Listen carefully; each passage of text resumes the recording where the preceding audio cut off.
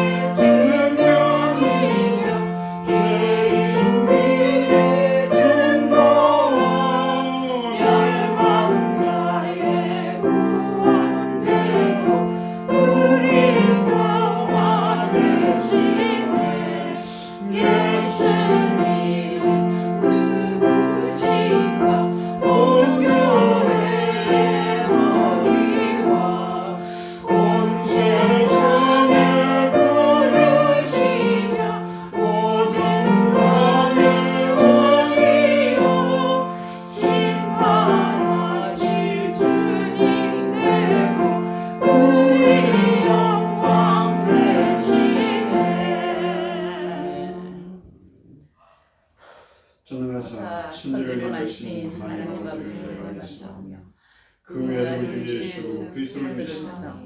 이는 성령으로 태어나사 동정녀 마리아에게 하시고 본디오 빌라도에게 고난을 받으사 십자가를 박혀 죽으시고 장사한 뒤 사흘 만에 죽은 자 가운데서 다시 살아나시며 하늘에 오르사 전능하신 하늘 빛나게 계시다가 저희로서 산자와 죽은 자를 심판하러 오시리라. 성령을 믿사오며 거룩한 공예와 성도가 설교 통하는 것과 죄를 사하여 주시는 것과 몸이 다시 사는 것과 영원히 사는 것을 믿사옵나이다. 아멘. 257장 찬송합니다. 마음에 가득한 문심을 끼치고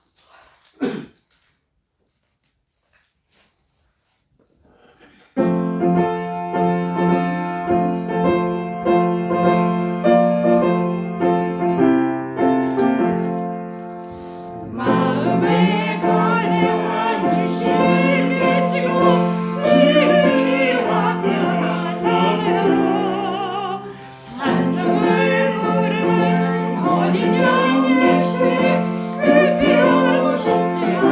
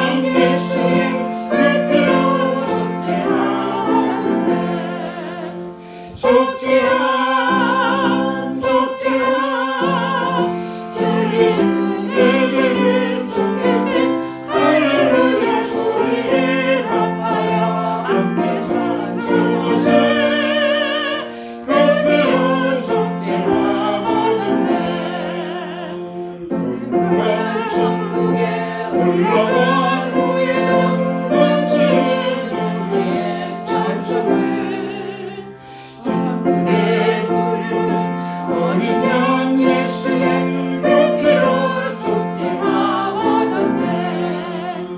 속죄함 속죄함 주 예수의 죄를 삭히네. 할렐루야 소리를 합하여 함께 찬송하세. 그 피로 속죄하였네.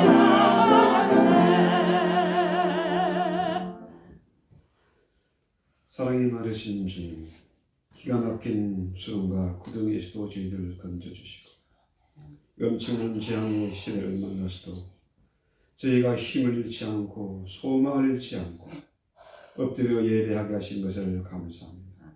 우리 예수님만이 우리의 참 소망 되시고 진리가 되시고 생명이 되시기 때문에 우리가 이 시간도 주의 말씀 붙잡고 기도하기를 원합니다. 오 주여, 이 땅을 속히 고쳐 주시옵소서. 어려운 태양이 떠올라서 치료하는 광선을 바라시고 죄악의 바이러스가 사라지게 하시고 아버지여 잠들었던 교회들이 깨어나게 하시고 다시 한번 이 시대의 말씀과 성령의 운동이 놀라운 하나님 이루시는 부흥의 역사가 일어나게 하옵소서. 저희들이 작은 미랄이 되어져서 이 위대한 일의 역사에 같이 동참하게 하시고 풍성한 과실을 얻게 하옵소서. 예수님의 이름으로 기도했습니다. 아멘. 계속해서 사도행전 21장 같이 공부합니다. 21장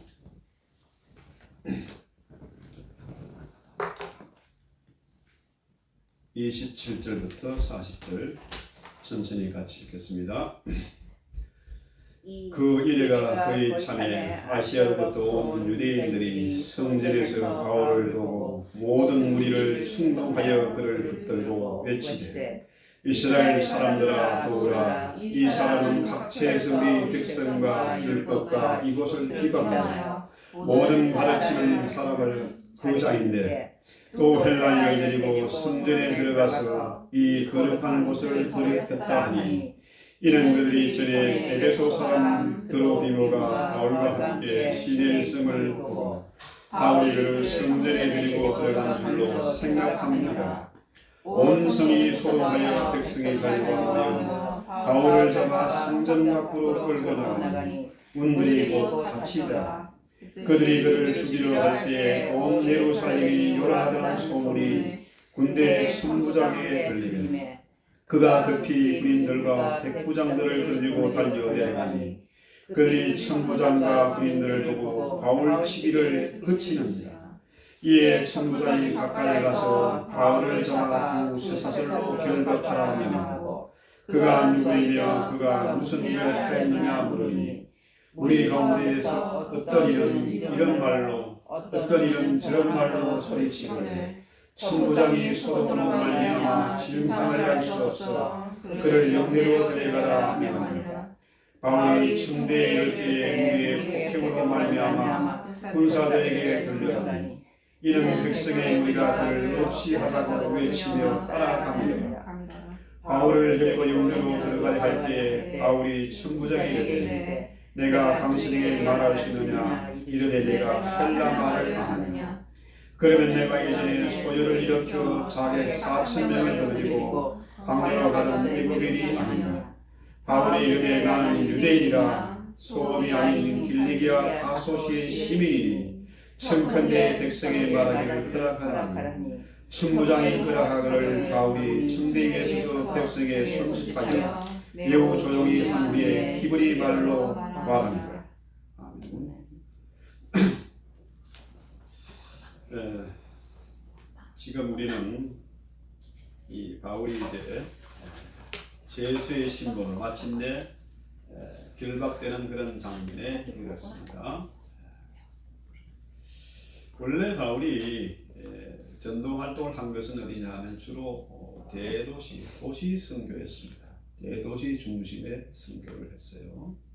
왜 그러냐 하면은 큰 도시에 가야 히브리를 만날 수 있지 않습니까? 네, 그렇잖아요. 네.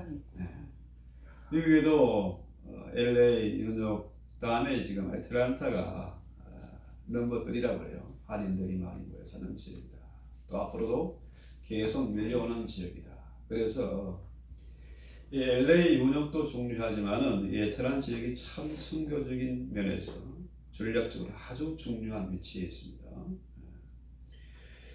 그래서 바울이 1차, 2차, 3차 전도여행을 하는데 주로 대도시에서 사역을 했다 하는 거하고, 또 하나는 어떤 일이냐 하면은 특별히 두란노 서원, 에베소에서 이제 두란노 서원을 열었죠.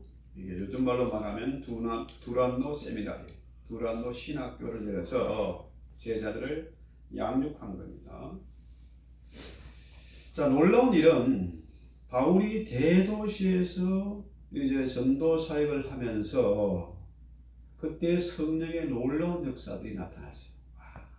심지어 죽은 유두고도 막 살리지요. 예? 병자들도 고치지요. 예? 이런 기적들이 성령의 역사가 많이 나타났어요. 우리 하나님이 물론 한 사람 한 사람을 각기 따로 만나기도 하시고 회심시키는 경우도 있지만은 부흥의 때에는 뭡니까? 한꺼번에 막 베드로가 설교할 때 막 3,000명, 5,000명씩 막 떼거지로 회개하는 역사가 나타났잖아요.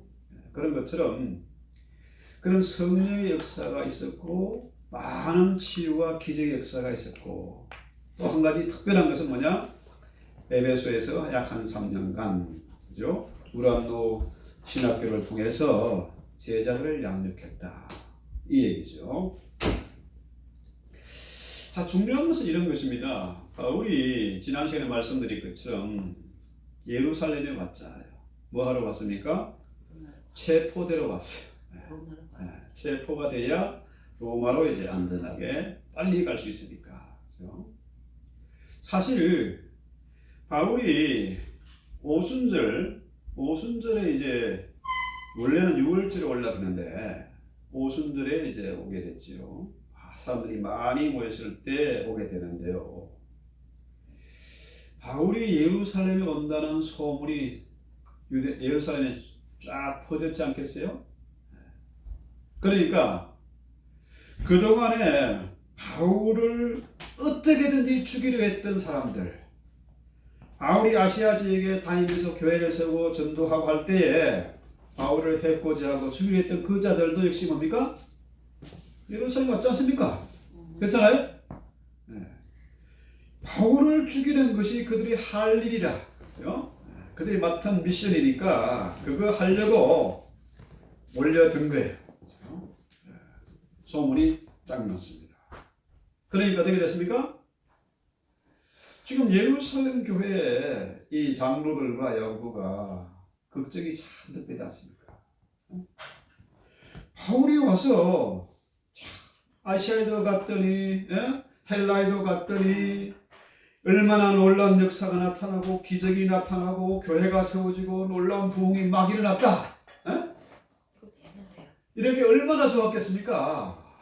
정말 하나님은 살아계시는구나. 하나님이 일하시는구나. 하나님의 영광이 됐는데 문제는 뭐예요? 바울이 혹시라도 그 극우파 유대인들에게 다치지 않을까? 혹시 큰 소동이 일어나지 않을까? 염려가 된 거예요. 그래서 20절에 뭐라 그래요? 자, 22절. 그러면 어찌할꼬 제가 필연 그리에 온 것을 들으니. 이게 예루살렘 교회 지도자들의 고민거리입니다. 보세요. 지금 전 세계에 제3세계에서는요 놀라운 부흥의 역사가 막 나타나고 있습니다. 어떤 지역에서는 팔레스타인 그런이나 그 이슬람권 그 지역에서는 예수님이 직접 그들에게 나타나기도 하시고, 예루살렘에 막 기독교 교회가 세워지기도 하고 유대인들이 회심하기도 하고 이런 역사가 나타나요. 지금도 그렇습니다. 그런데 정작 기존 교회들 뭡니까?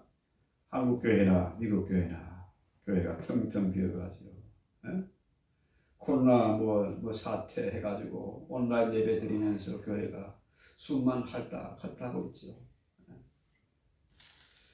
근심이 이만저만이 아니에요. 이거 어떡할꼬? 하나같이 하는 여행 이대로 몇 달만 가면은 그게 무너진다. 무너진다. 이런 걱정들이 있어요. 그런데요. 자, 옛날에도 환난과 핍박이 있었고 어려운 문제가 있었습니다. 교회사에 보면은 끊임없이 문제가 발생하고 이단들이 막 생겨나고 탄압이 이루어지고 핍박을 받고 도망다니고 그랬습니다. 수많은 사람들이 피 흘려 죽어갔어요. 네. 그런데 정작 뭡니까? 정작 옛날에는 하나님이 역사하시고 교회만 가도 기쁨이 있고 기도하면 응답이 있고 온천하가 내 것 같고 뜨거움이 있었습니다. 예배가 뜨거웠어요.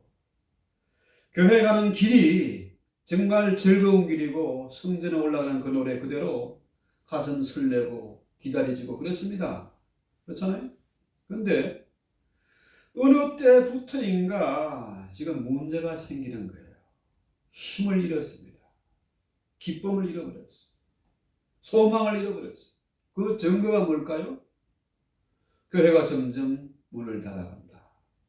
숫자가 줄어간다. 이렇게 엄청난 위기가 닥쳤는데도 불구하고 그저 뭡니까? 그 심각함을 깨닫지도 못하고 있어요. 성도의 삶이란 그런 거잖아요. 베드로가 예수님이 바다 위로 걸어오는 것을 보고 나도 한번 걸어가고 싶어. 그죠? 주여 나도 한번 바다 위로 걷게 해주세요. 그래 예수님 이리 오너라. 그죠? 예수님 바라보고 무조건 갔는데 뭡니까? 자기가 바다 위를 걸어가고 있는 거라. 그런데 큰 파도와 물결 바람 소리가 스쳐 지나가니까 뭡니까? 시선을 옆으로 돌리니까 그냥 퐁당 빠졌잖아요. 어떤 면에서 우리 성도의 삶은 바로 그런 겁니다. 예수님을 바라보고 가면은 바다 위를 걷는 것 같아요. 여러분, 우리가 어떻게 바다 위를 걸어갑니까? 땅 위에 걸어가는 거지. 뭐 12피트 사다리 올라가도 다리가 후들후들 하는 게 우리 사람인데 바다 위를 걸어간다. 이게 상상이 안 됩니다. 계산이 안 나오는 것이고 이성적으로 이게 말이 안 되는 거예요. 그런데 사실 뭡니까? 신자는 예수님을 바라보고 바다 위를 걸어가는 사람들이에요. 온갖 기적이 있고 놀라운 역사가 나타나고 가슴 설레는 이런 일들이 있는 겁니다. 그런데 우리가 예수에 대해서 십자가를 바라보고 시선을 놓치지 말고 하나님의 통치 아래 살아가면 천국의 삶을 바다 위를 구름 위를 걷는 것 같은 그런 인생을 사는데 문제는 뭡니까? 이게 계산이 안 나오는 거예요. 이성적으로 말이 안 되는 거야. 그러니까 자꾸 퐁당퐁당 빠지는 것이고 살려주세요. 맨날 달라고 거지처럼.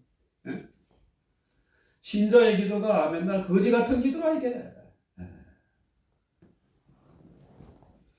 그래서요. 여러분 성경 보면은 룻기에 나오미 얘기 나오잖아요. 자, 뭐 어떤 사람은 룻기의 주인공이 룻이다 하는 사람이 있고 아니다 나오미가 주인공이다 그런 사람도 있고 뭐 둘 다 맞는 얘기 같습니다만은 근원적으로 살펴보면은 나오미가 모든 것을 각색한 겁니다. 그죠? 각색하고 감독하고 연출한 그런 스토리예요. 시몬이다. 나오미가 그죠? 예루살렘에 흉년이 들어가 살기 힘들어. 그래서 어디로 갔어요? 모압 땅으로 갔습니다. 저희 가면 돈벌이가 되지 않을까, 먹고 살지 않을까 갔어요. 갔는데 어떻게 됐습니까? 그곳에서 에스도 흉년이 들고 더 기가 막힌 흉년을 만난 거죠. 남편 죽고 두 아들도 죽고, 그죠?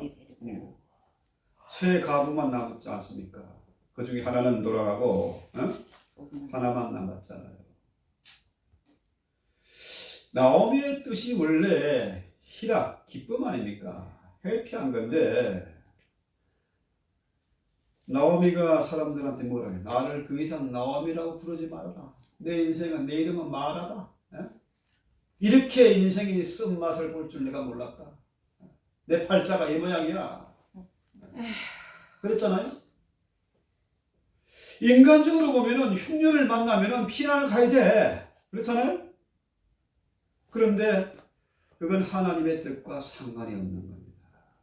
인간적으로 아주 뭡니까? 지혜로운 행동이잖아요.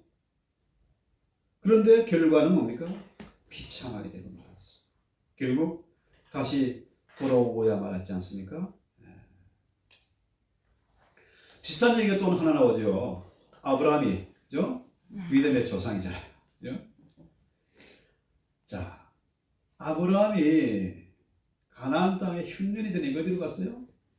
애굽으로 갔어. 가나안 땅에서 하나님의 뜻을 따라 순종하고 기다리고 사명을 감당해야 되는데 인간적으로 어떻게 해요? 애굽 땅에 갔잖아요. 가서 마누라 뺏기고 기가 막히게 일을 만났지 않습니까? 자, 그래서 우리는 인간적인 계산기 두드리지 말고 하나님의 음성을 듣고 하나님의 지시하는 대로 우리 순종하는 생활을 해. 이게 신앙 생활입니다. 이게 성도의 가는 길이에요. 자, 그래서 정말로 중요한 것은 우리 신앙인들이요. 어떤 어려움을 만나도 독한 마음을 먹어야 됩니다. 처음 사랑을 뺏기지 말아야 돼요. 그 결심이 흔들리지 말아야 됩니다. 대충 타협하고 살아가면요. 그 당시는 참 수월하고 편한 것 같아. 그 길이 지름길 같고 그 길이 정말로 탁월한 선택 같은데 지나놓고 보면은 그게 뭐예요? 남는 게 없어. 결과는 어떻게 해요? 비참하게 망하는 겁니다. 자, 말씀을 따라서 예수의 명령대로 살아가는 것, 그 길이 처음에는 정말 계산이 안 나오고 갑갑해 보이고 손해보는 것 같아 보여. 그렇게 살아가면 뭡니까? 마음의 평강이 늘 주님과 동행하는 그런 인생, 해피하고 만족하고 넉넉한 그런 인생을 살 것이지만은 조금의 어려움이 있고 조금의 환난과 핍박이 있다고 적당히 타협하고 넘어가면 그 길은 낯설이라 남는 게 없어. 망하는 길이에요. 비참하게 됩니다. 그래서요, 예수를 믿으려면, 귀하게 믿으려면 독하게 믿어야 돼요. 독하게. 그렇죠? 바울은 어떤 사람이었습니까? 나는 살아도 주를 위하여 살고 죽어도 주를 위하여 죽나니 그랬어요. 바울의 인생의 목표는 분명한 겁니다. 그렇죠? 그래서 로마서 9장 1절에 보면은 내 마음에 성령이 증거한다. 왜 나는 이방인들을 전도하지만 내 동족은 전도할 수가 없는 거야. 내가 아시아에 가서 헬라 땅에 가서 그렇게 많은 사람들을 위해서 복음을 전파하고 온갖 기적을 베풀고 교회를 세우고 있는데 정작 내 사랑하는 내 동포들은 왜 저런가? 너무나 안타까운 거예요. 절규하는 거잖아요. 왜 저들은 예수를 거부하는가? 어째서 저들은 끊임없이 나를 죽이려고 괴롭히는가? 이게 바울의 탄식입니다. 그래서 바울이 예수에 사로잡혀서 자기 동족을 사랑하기 때문에 나는 살아도 죽어도 예수를 위해서 사는 사람이다. 복음에 완전히 사로잡힌 사람이에요. 그래서 바울의 고백은 뭡니까? 오직 나는 예수를 위해서. 그래서 예루살렘 교회가 바울에게 적당히 타협안을 내놓지 않습니까?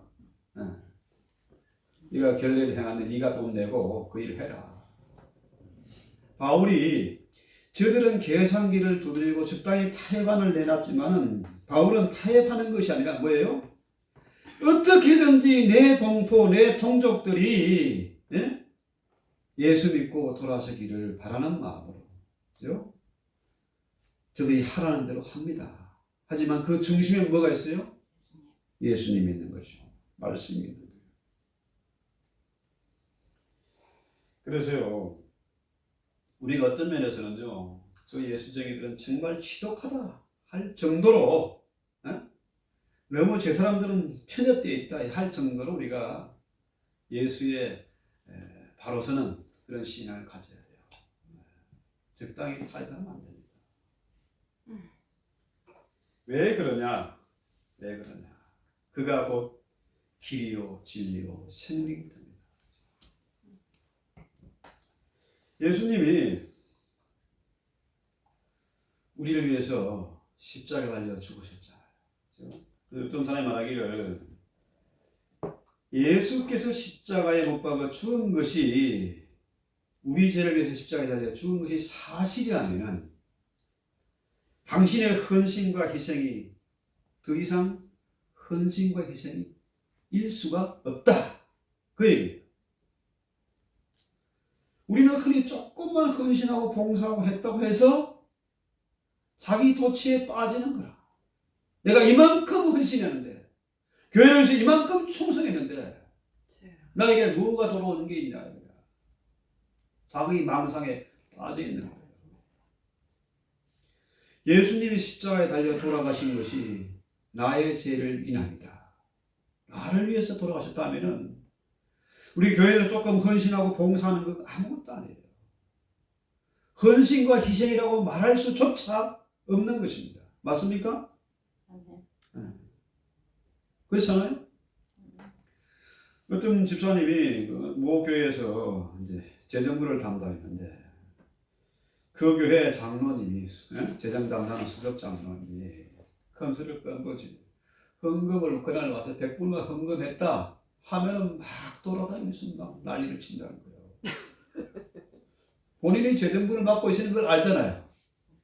그분이 헌금을 20불 한 날도 있고 100불 한 날도 있는데 100불 헌금한 날은 이 양반이 그냥 설친다는 거예요. 그까지 100불 가지고.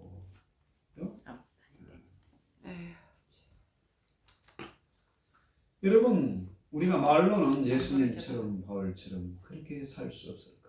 찬송하잖아요. 그런데요, 바울이 어떻게 살았습니까? 40에 가만매를 여러 번 맞고 기절하고 쫓겨나고 매 맞고 도적의 위협, 감히 위협, 여러 동족의 위협을 만났지 않습니까? 우리가 상상조차 할 수 없는 그런 어마어마한 고문과 고통과 눈물을 흘려야 했지 않습니까? 그런데 우리가 왜 사느냐, 왜 기도하느냐, 왜 신앙생활 하느냐 이렇게 보면요, 대부분 사람들이 뭡니까? 남들보다 더 잘 먹고 더 잘 살고 더 성공하고 애들 더 잘 키우고 이런 기도가 사실 대부분이잖아요. 그렇지 않습니까? 솔직한 얘기로 그렇습니다. 그런데 이런 면에서 보면 바울은 성공한 사람이 아니잖아요. 바울에게 뭐가 있어? 산과도 못 같이. 아이고 불쌍하지. 집도 없지. 자식도 없지. 예수님을 보면 더 불쌍하고 한심하잖아요. 공중의 새도 깃들을 집이 있고 여우도 굴이 있는데 예수님은 머리 들 곳도 없어. 그런 병의 집안에 태어나가지고 목수 집에 지질이 가난한 집에 태어나가지고 그것도 마지막에 십자가 달려 죽을 때도 뭡니까? 장사 지낼 때 어떻게 됐어요? 옷 다 벗김을 다 하고 남의 요실을 빌려서 장사지. 그렇지 않습니까? 정말 한심하고 불쌍한 인생입니다. 그런데 바울이나 예수님이나 정말로 불쌍한 사람입니까? 정말 가난한 사람입니까? 정말로 실패한 사람입니까? 그렇지 않잖아요. 정말로 멋있게, 정말로 보람있고 온 천하에 왕이 되고 그분이 진실로 온 세상의 경배를 받지 않습니까? 천사들도 예수님 찬양하잖아요. 그렇죠? 우리 예수님에게 남기진 보상은 오직 십자가였지만은 그 십자가로 말미암아 만왕의 왕이 되고 온 땅을 정복한 것이 되지 않습니까? 그런데 보세요. 36절 한번 볼까요? 참, 인간이 얼마나 독한가 보세요. 이제 바울이 체포돼서 군대가 결박을 해가지고 이제 호송하는 중입니다. 그런데 따라가면서 지랄 발광을 하잖아요.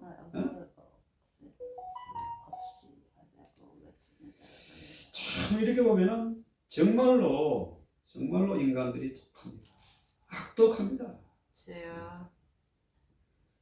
보통 사람들이요, 노무현 같은 사람 누구야? 그래서 자살했잖아요. 자살했는데 창피스러워서 자살했는데 어떻게 해요? 그를 영웅으로 만듭니다. 죽으면 뭐 다 열사가 되고, 죽으면 영웅이 되고, 죽으면 뭐 효자가 되고 그러잖아요. 세상의 장례식을 보통 인간이 우리 세상사에서 제일 큰일이라고 그래요. 큰일입니다. 장례식을 얼마나 후하게 하는지 몰라요. 아무리 기가 막히게 흉년이 들어도 장례식 가면 먹을 것이 있습니다. 그게 너무 인심이 후하거든요. 그런데 보세요. 바울이 지금 불쌍하게 잡혀갑니다. 그런데 거기다가 소리 지르고 저주하고 욕하고 돌 던지고 그러지 않습니까? 예수님이 십자가에 달려 죽을 때 어떻게 됐습니까? 사람들이 그를 때리고 침뱉고 창으로 찔러대고 마지막에 어떻게 해요? 사람이 죽으면 수의를 입히는 것이 그 인륜의 합니까? 그게 정당한 이치예요. 그런데 어떻게 해요? 죽은 사람 그 옷도 벗겨버린다니까. 뺏어가지 가는 게. 그게 독한 인간들입니다. 악독하잖아요. 지옥 밑바닥으로 갈 인간들. 왜 보세요? 갔어. 세상은 이처럼 악독합니다. 악독해요. 여러분, 지난번에 17년도인가 박근혜 대통령 탄핵 때요. 그 박근혜 대통령이 뭐라 그랬어요? 세상이 어쩌면 이렇게 나를 더럽게 만듭니까? 그 연약한 여자, 할머니잖아요. 치마 두른 여자도 홀로 그걸 모두 감당하고 모든 책임을 내가 지겠다고 감옥 가 있는데 그 잘난 정치인들, 장관들, 국회의원들 뭐 하고 있습니까? 여자 하나만도 못 하잖아요. 그렇게 인간이 추잡하고 악독합니다.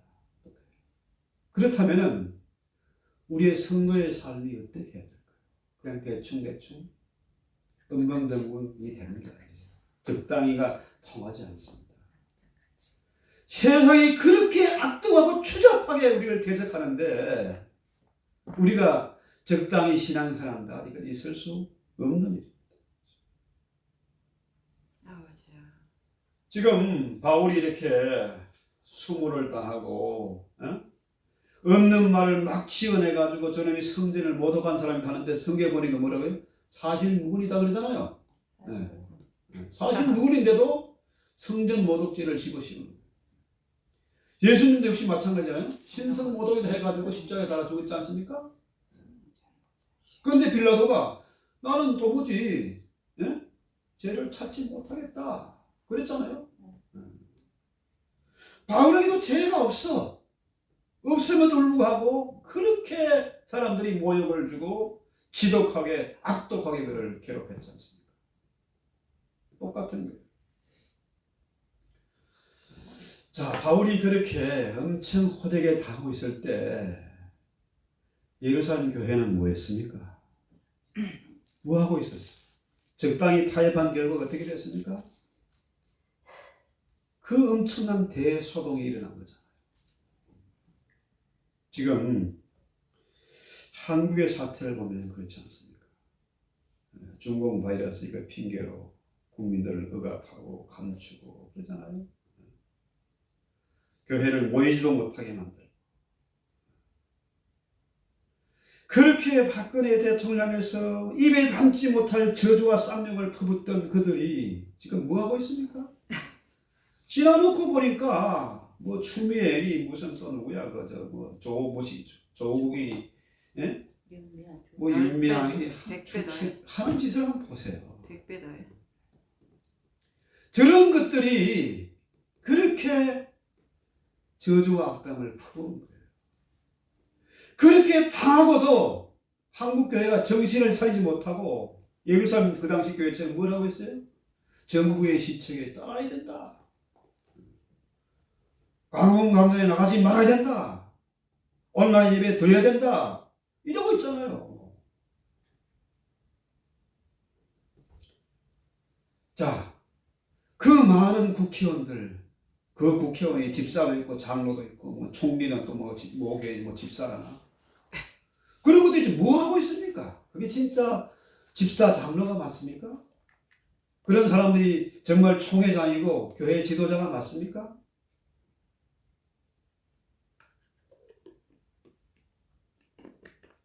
왜 세상은 교회를 그렇게 비판하고 있을까요? 왜 성도를 미워하고 있을까요? 세상은요, 진리를 거부합니다. 왜? 진리가 드러나면 예수님이 빛을 오셨으니까 그 진리가 드러나면 자기들의 추악함이 드러나기 때문에 미워하는 겁니다. 맞습니다. 원래 우리 인간 안에 진리가 없었습니다. 요한복음에 그러잖아요. 너희 아비는 마귀다. 원래 우리가 거짓말장이 마귀의 후손이기 때문에 지금 좌파들 하는 거 보세요. 미국의 좌파도 마찬가지예요. 입만 열만 거짓말입니다. 입만 열만 거짓말. 왜 그렇습니까? 원래 마귀의 자식이니까 그래요. 여러분 북한의 그 현실을 보세요. 제가 북한 동포들에서 날마다 기도하고 있는데요. 그러다 보니까 관심을 자연히 가지게 되잖아요. 그렇게 이전에 그 고난의 행군 때 우리는 보통 300만이 굶어 죽었다는데 북한에서 온 사람들은요 500만 이상이 굶어 죽었다 그래요. 500만이요. 숫자를 쏘니까. 지금 북한 인구 2,500만 그러는데 2,000만도 안 돼. 한 1,800만 정도 보면 워낙에 많이 굶어 죽었다. 지금 현재도. 그런데도 왜 문을 걸어 잠굽니까? 거짓이 뽀록 나니까. 김일성 산모자 이거 추악한 민낯이 드러날까봐 어떻게 된지 백성들이야 굶어 죽든 말든 문을 걸어 잠그는 겁니다. 그래서요 오늘날 우리 성도들이 신앙생활을 하고 있지만은 수많은 교회가 있지만요 사실 우리의 소망은 뭐예요? 천국을 바라보고 이 땅에서 천국의 삶을 사는 거 아닙니까? 빛의 자녀로서 하나님의 자녀답게 그죠? 이 땅에서 천국을 맛보면서 천국을 향해서 살아가는 거예요. 삶과 죽음이 두렵지 않은 자로 살아가는 것입니다. 이게 성도의 삶이에요. 그런데 사실은 뭐예요? 천국을 바라지만 사실은 천국 갈 마음이 없는 사람들입니다. 말로는 평화를 원하지만은 인류 세상에 평화가 있습니까? 없어요. 뭐 유엔도 만들고 국제기구 만들고 뭐 평화를 노래 삼아 떠드는데 사실은 뭡니까? 전쟁 준비하고 군비 정강하고 무기 팔아먹고 그랬고 있지 않습니까?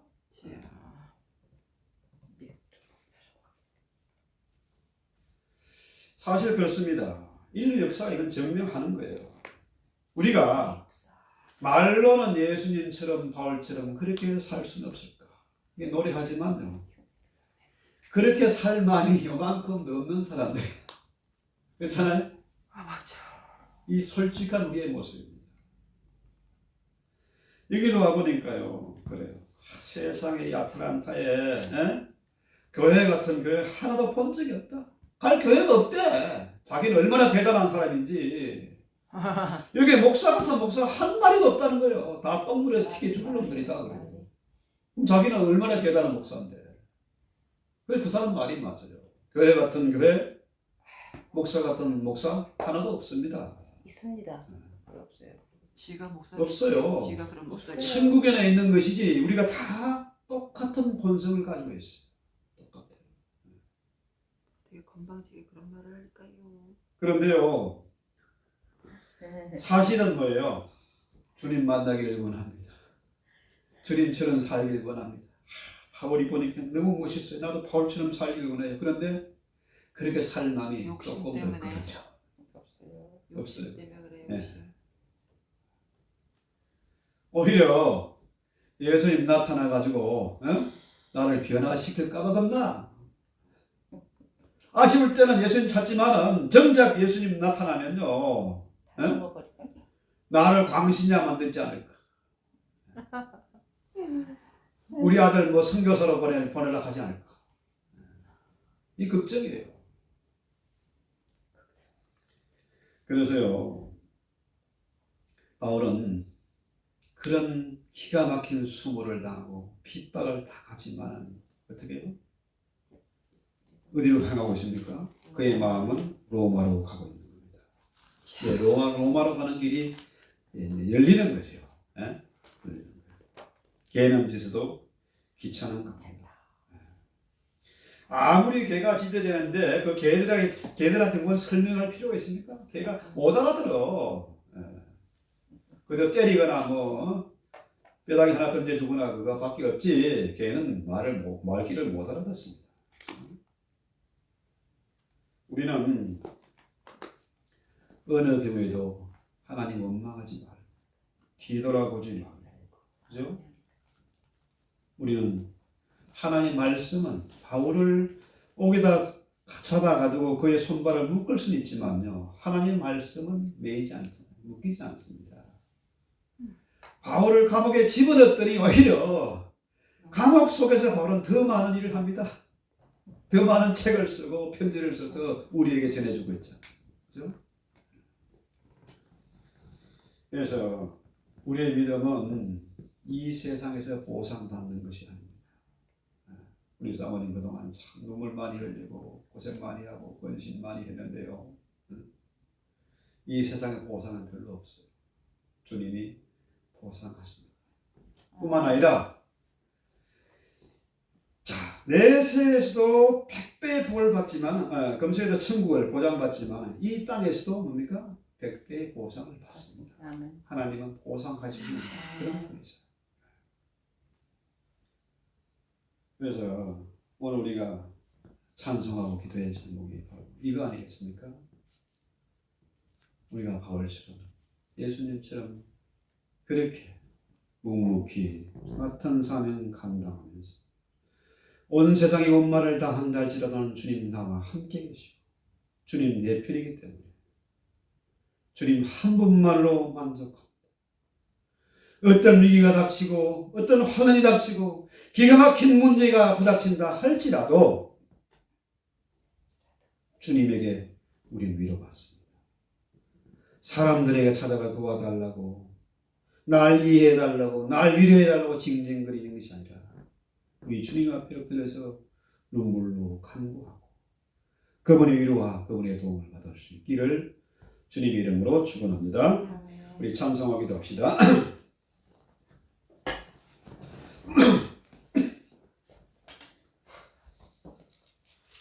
우리 406장 고난 내용은 편히 찬송합시다.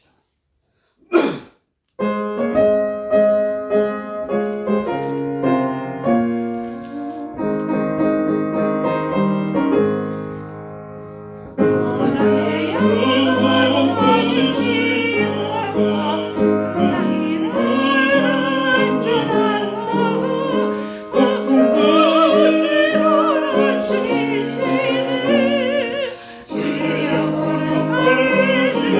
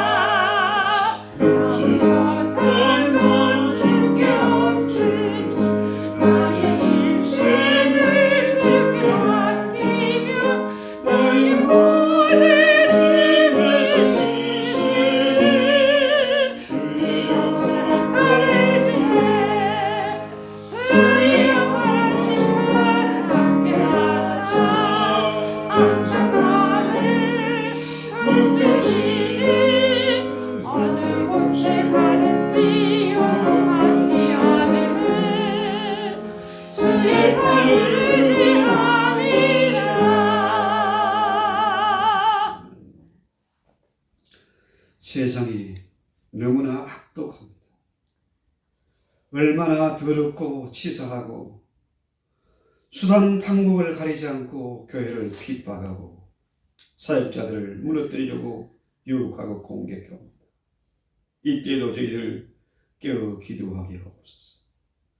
세상이 저처럼 악독에 달리기 때문에 우리 믿음의 성도들도 또한 독한 마음을 먹고 저기에 응전하게 하옵소서.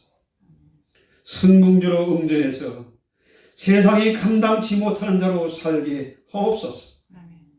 마귀가 저 사람은 아무리 흔들고 때리고 또한 유혹해도 어쩌지 못한다는 포기하고 도망갈 수밖에 없는 그런 믿음의 사람으로 우뚝 서게 하옵소서. 지금까지 우리는 내 자식이 너무 귀하고 주의 말씀은 뒷전이고 참으로 내 사업, 내 직장, 내 자식은 귀한데 주의 몸 되는 교회는 하찮은 것을 이기고 살아온 적이 많습니다. 주님, 이 시대에 피를 세우신 주의 몸 된 교회가 참으로 산의 동네로서 우뚝 서게 하옵소서. 하나님의 사람이 이렇게 살아야 한다는 것을 우리의 삶으로 분명히 나타내고 증거되게 하옵소서. 우리 교회가 진실로 산의 교회가 되어져서 아버지여 이 엄청난 재앙의 시대에도 빛된 사명 감당하는 소금의 직분을 감당하는 그런 교회로 세워지게 하옵소서. 많은 사람들에게 소망을 주고 생명을 전달하는 그런 교회가 되게 하옵시고 이 마지막 시대에 위대한 추수를 감당하는 교회가 되도록 아버지여 착하고 충성된 추수꾼들을 보내어 주시옵소서. 예수님의 이름으로 기도했습니다. 하늘에 계신 우리 아버지여, 이름이 거룩히 여김을 받으시오며 나라의 마옵시며 뜻이 한순같이 땅에서 이루어지이다. 오늘날 우리에게 일용할 양식을 주옵시고 우리가 우리에게 죄 전달을 사할 것 같이 우리 죄를 사해 주옵시고 우리를 시험에 들게 하지 마옵시고 다만 악에서 구하옵소서. 나라와 근세와 영광이 아버지께 영원히 있사옵나이다. 아멘. 오 주의 밤에 일일이 찾아가 주시고 내 마음을 움직여 주시옵소서. 주의 전을 사모하게 하시고 주의 말씀을 사모하게 하옵소서. 아버지의 병자들을 주님 찾아가 주시고 치료하는 감사를 바라시고 저들의 귀가 열리고 눈이 열리는 감격을 누리게 하시고 아버지여 걷기도 하고 뛰기도 하면서 주님을 찬미하게 하옵소서. 이 시간 미참한 성도들 특별히 한국에 계신 우리 박 집사님 그 마음을 위로하시고 아버지 더욱더 굳세게 하옵소서. 서로 성령 안에서 진리 안에서 말씀 안에서 자유롭게 교통하게 하옵소서. 우리 김간수 장로님 불쌍히 해주시고 아버지 그를 위로하시고 새 힘을 부어 주시옵소서.